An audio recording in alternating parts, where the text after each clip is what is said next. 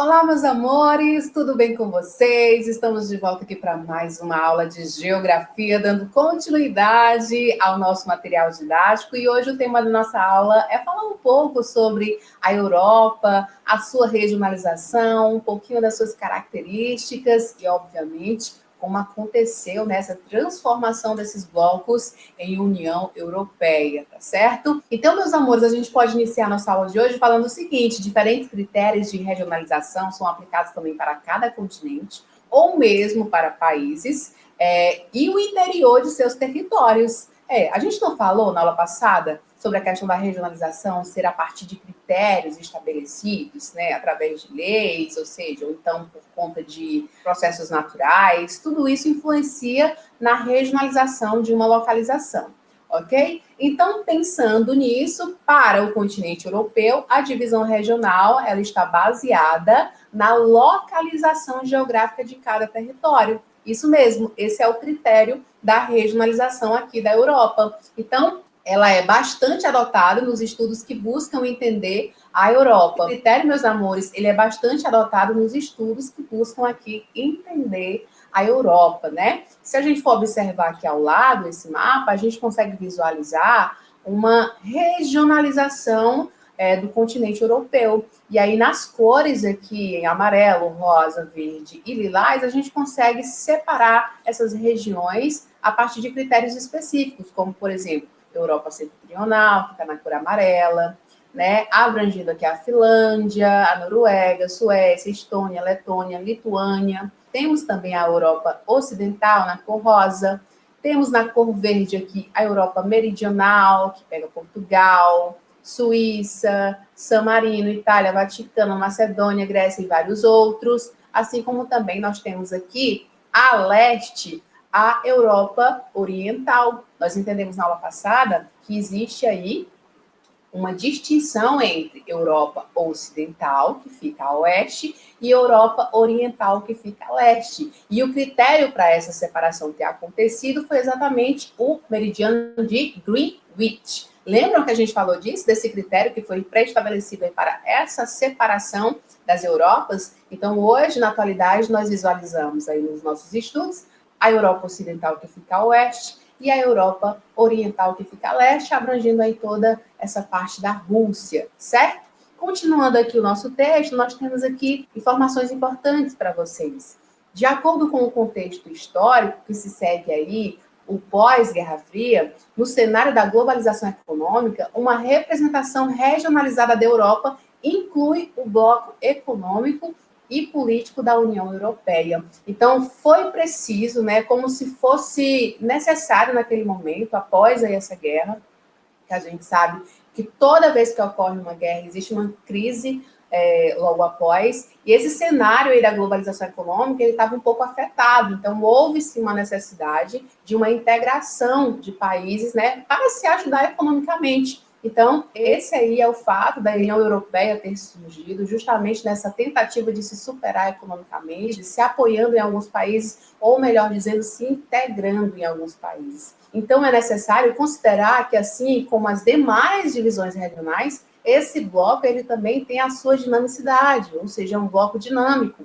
A inclusão de novos Estados-membros ou o processo de saída de outros, né, por causa dessa tentativa de se unir economicamente, como o do Reino Unido, o Brexit, modificou totalmente a configuração desse mapa aqui, por exemplo, do primeiro mapa, né? Então, a gente visualiza agora como o mapa está na atualidade, incluindo aí toda essa integração desses países, no que se refere a esse processo na tentativa de superação dos países economicamente, e assim se configura atualmente a União Europeia, certo? Mas para que vocês possam ter um pouco mais de entendimento sobre o que eu estou tentando falar para vocês aqui na nossa aula, eu trouxe a professora Letícia para poder nos ajudar nesse contexto histórico, né, sobre como realmente aconteceu a união e essa integração desses países, formando aí ao que nós conhecemos hoje como União Europeia. Então, a professora Letícia vai aqui me ajudar, tá bom?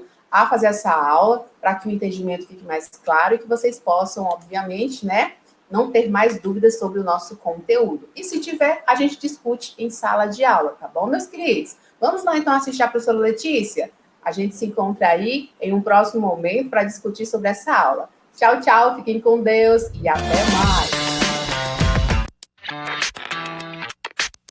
Bom, pessoal, quando a gente fala em União Europeia, nós estamos falando do bloco econômico mais ousado, mais avançado, mais antigo, maior do mundo. Tudo mais.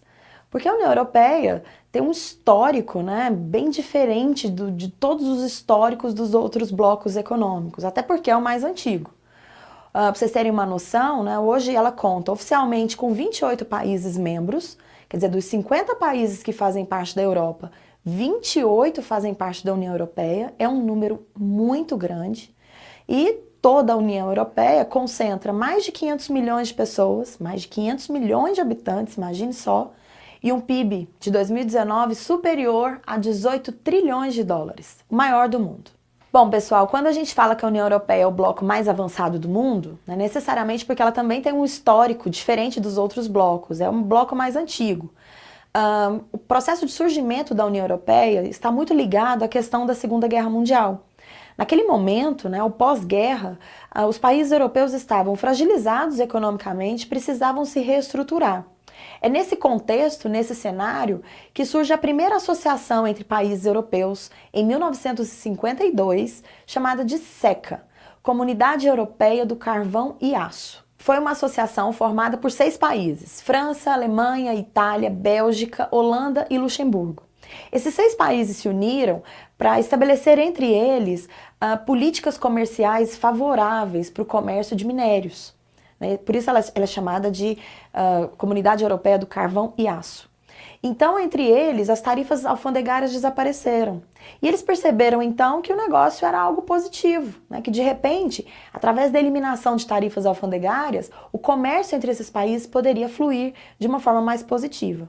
Pronto, estava aí lançado, então, pode-se dizer, a semente, né, da União Europeia que a gente conhece hoje.